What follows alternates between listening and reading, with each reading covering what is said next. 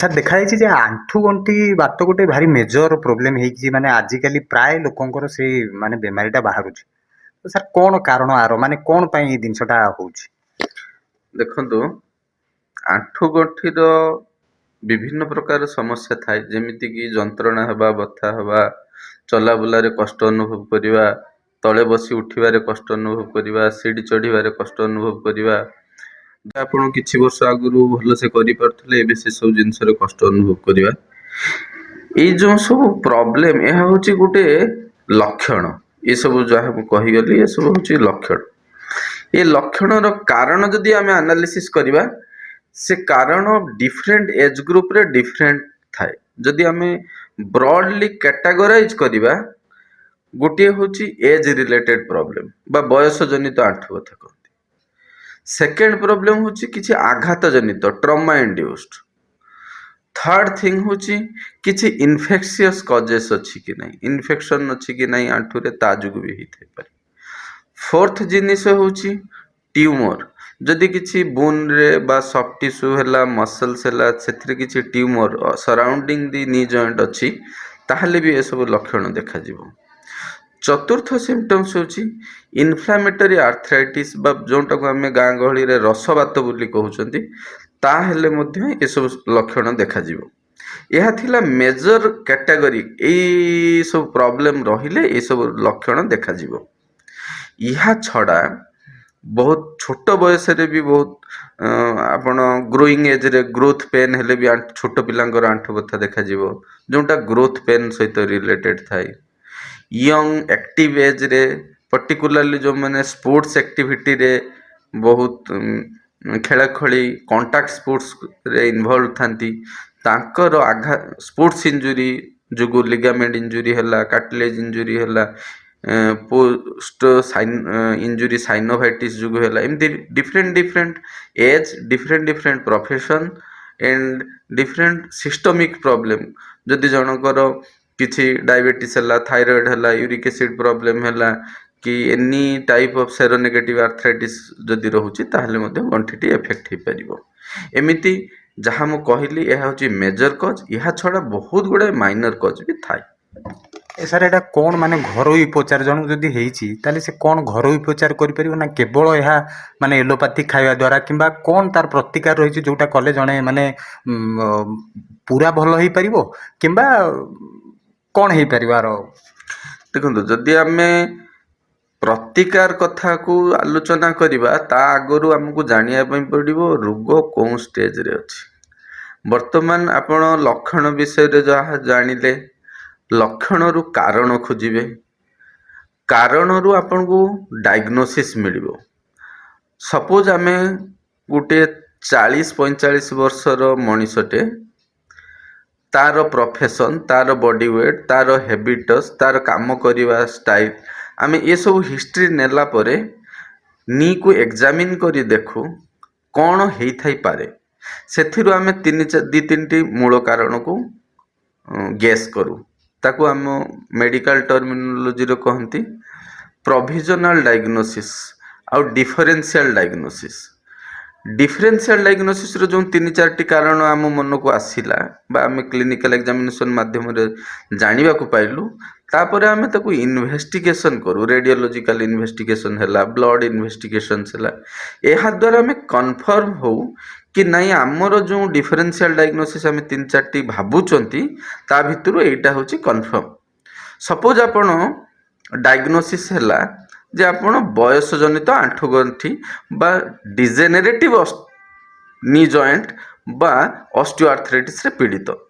ଏବେ ଆପଣ ଡାଇଗ୍ନୋସିସ୍ କଲା ପରେ ଆପଣଙ୍କୁ ଷ୍ଟେଜିଂ କରିବା ପାଇଁ ପଡ଼ିବ। ଷ୍ଟେଜିଂର ଅର୍ଥ ଏହା କେଉଁ ଷ୍ଟେଜରେ ଅଛି, ଏଇଟା ଅତି ପ୍ରାରମ୍ଭିକ ଷ୍ଟେଜରେ ଅଛି ନା ପ୍ରାରମ୍ଭିକ, ନା ମିଡିଲ୍, ନା ଆଡ଼ଭାନ୍ସ। ଏ ଡିଫରେଣ୍ଟ ଷ୍ଟେଜ୍ ପାଇଁ ଡିଫରେଣ୍ଟ ଟ୍ରିଟମେଣ୍ଟ ଥାଏ। ଯଦି ମୁଁ ଆପଣଙ୍କ ପ୍ରଶ୍ନର ଉତ୍ତର ରଖିବି, ଯେମିତି ଆପଣ କହିଲେ କେଉଁ modality of treatment best for a ନି ଜଏଣ୍ଟ ପେନ୍ ପେସେଣ୍ଟ ପାଇଁ, ତାହେଲେ ଏହାର ଆନ୍ସର ଭେରି କରିବ। ଯେମିତିକି ଆପଣଙ୍କର କେଉଁ ଷ୍ଟେଜର ରୋଗୀ ଅଛି, ରୋଗୀର ରିକ୍ୱାରମେଣ୍ଟ କ'ଣ, ରୋଗୀର ପ୍ରୋବ୍ଲେମ୍ କ'ଣ, ତାର ଲାଇଫଷ୍ଟାଇଲ କ'ଣ, ଏ ସବୁ ଦିଗକୁ ଆମକୁ ଧ୍ୟାନ ଦେବା ପାଇଁ ପଡ଼ିବ। ତ ଟ୍ରିଟମେଣ୍ଟକୁ ଆମେ 3ଟା କ୍ୟାଟାଗୋରୀରେ ଫାଷ୍ଟ ବିଭକ୍ତ କରିପାରିବା। ଯେମିତିକି ଆପଣ ରହିଲା ପ୍ରିଭେଣ୍ଟିଭ, ରୋଗର ସୃଷ୍ଟି ନହେବା ଆଗରୁ ଆପଣ ତାର ବହୁତ ସଠିକ୍ ଟାଇମ୍ ଆଗରୁ ସେ ରୋଗକୁ କେମିତି ପ୍ରତିହତ କରିପାରିବେ, ପ୍ରିଭେଣ୍ଟ କରିପାରିବେ, ଯାହା ହେଉଛି ପ୍ରିଭେଣ୍ଟିଭ ଟ୍ରିଟମେଣ୍ଟ ଅଣ୍ଡରରେ ଆସୁଛି। ଠିକ୍ ସେମିତି ପ୍ରିଭେଣ୍ଟିଭ କ୍ୟୁରେଟିଭ, କ୍ୟୁରେଟିଭ ପୁଣି 2 ପ୍ରକାର, ଗୋଟେ ହେଉଛି ନନ୍ ସର୍ଜିକାଲ ଟ୍ରିଟମେଣ୍ଟ, ଗୋଟେ ହେଉଛି ସର୍ଜିକାଲ ଟ୍ରିଟମେଣ୍ଟ। ନନ୍ ସର୍ଜିକାଲ ଟ୍ରିଟମେଣ୍ଟରେ ଆମେ ମେନଲି 3-4ଟି ହେଡିଂରେ ଡିସ୍କସନ୍ କରୁ ଏସବୁ। ଯେମିତିକି ଆପଣ ଲାଇଫଷ୍ଟାଇଲ ମୋଡିଫିକେସନ୍ କ'ଣ କରିବେ, ଡାଏଟ୍ ଖାଦ୍ୟ ପ୍ରତି କ'ଣ ଧ୍ୟାନ ଦେବେ, ମସଲ୍ସ ଏଣ୍ଡ ବୋନ୍ର କେୟାର କେମିତି ନେବେ, କେମିତି ଏକ୍ସରସାଇଜ କରିବେ, କ'ଣ କ'ଣ ଆପଣ କରିବା ଦରକାର, କ'ଣ କ'ଣ what to do what not to do, ଏସବୁ ପ୍ରତି ଆପଣ ଧ୍ୟାନ ଦେବା ଦରକାର। ତା ସହିତ କିଛି କିଛି ମେଡ଼ିସିନ୍ ଥାଏ ଯେଉଁଟାକି ବହୁତ ଆର୍ଲି ଷ୍ଟେଜରେ ଯାହାର ଉପାଦେୟତା ଥାଏ, କିନ୍ତୁ ଔଷଧ ଏମିତି କିଛି ଡିଜେନେରେଟିଭ୍ ଆର୍ଥ୍ରାଇଟିସ୍କୁ ରିଭର୍ସ କରିବାରେ ହେଲ୍ପ କରେ ନାହିଁ। ଯଦି ପୋଷ୍ଟ ଟ୍ରମାଟିକ୍ ଆଘାତଜନିତ ଆଣ୍ଠୁ ବଥା ହେଉଛି କି ଇନଫ୍ଲାମେଟରୀ ଆର୍ଥ୍ରାଇଟିସ୍ ହେଉଛି କି ବଡ଼ିର କୌଣସି ସିଷ୍ଟମିକ୍ ପ୍ରୋବ୍ଲେମ୍ ଦ୍ୱାରା କିଛି ପେନ୍ ହେଉଛି, ତାହେଲେ ଆପଣ ମେଡ଼ିସିନ୍ସ ଦେଇ ତାକୁ ପ୍ରତିହତ କରିପାରିବେ।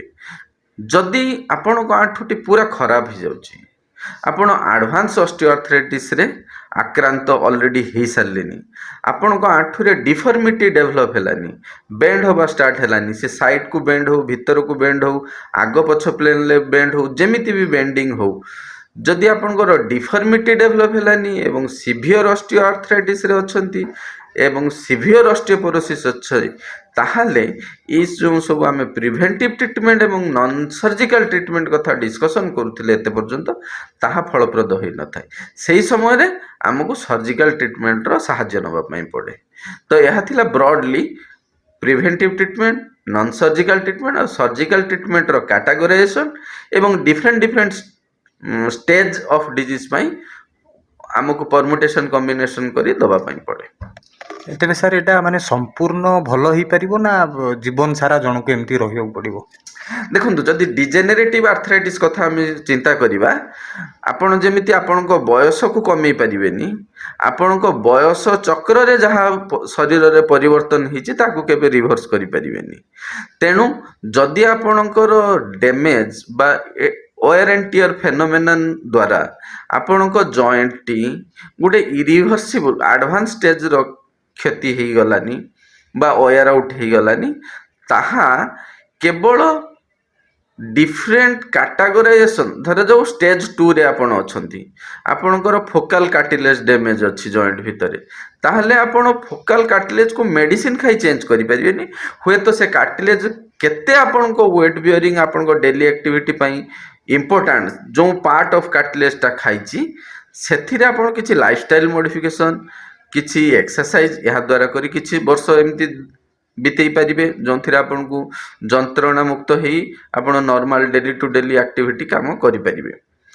ଧରାଯାଉ ଆପଣଙ୍କ ଜଏଣ୍ଟଟି 80-90% କାର୍ଟିଲେଜ ନଷ୍ଟ ହେଇଗଲାନି, ତ ସେଇ ଷ୍ଟେଜରେ ଆପଣ ଯଦି କହିବେ କି ଆମେ ଏକ୍ସରସାଇଜ ମେଡ଼ିସିନ ଦ୍ୱାରା ଆମକୁ ସମ୍ପୂର୍ଣ୍ଣ ସୁସ୍ଥ ଗଣ୍ଠିଟେ ଦରକାର, ତାହା ପସିବୁଲ ହେଇନଥାଏ।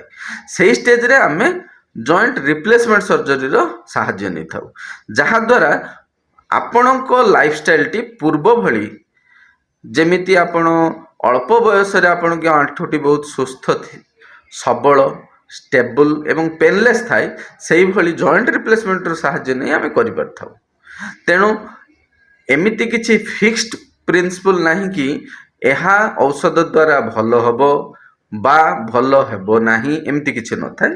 ଆପଣଙ୍କ ରୋଗର ଷ୍ଟେଜ୍, ଆପଣଙ୍କର ରିକ୍ୱାରମେଣ୍ଟ, ଆପଣଙ୍କର ବୟସ, ଆପଣଙ୍କର ଲାଇଫଷ୍ଟାଇଲ, ଆପଣଙ୍କର କ'ଣ କ'ଣ ଯେଉଁ ଜିନିଷ ଆମ ଗଣ୍ଠି ପାଇଁ ଦରକାର ଭଲ, ତାହାକୁ କେତେ ଅବଲମ୍ବନ କରୁଛନ୍ତି, ଏସବୁକୁ ଆଖି ଆଗରେ ରଖି ଆମେ ଟ୍ରିଟମେଣ୍ଟ ପଦ୍ଧତିକୁ ଫିକ୍ସ କରିଥାଉ।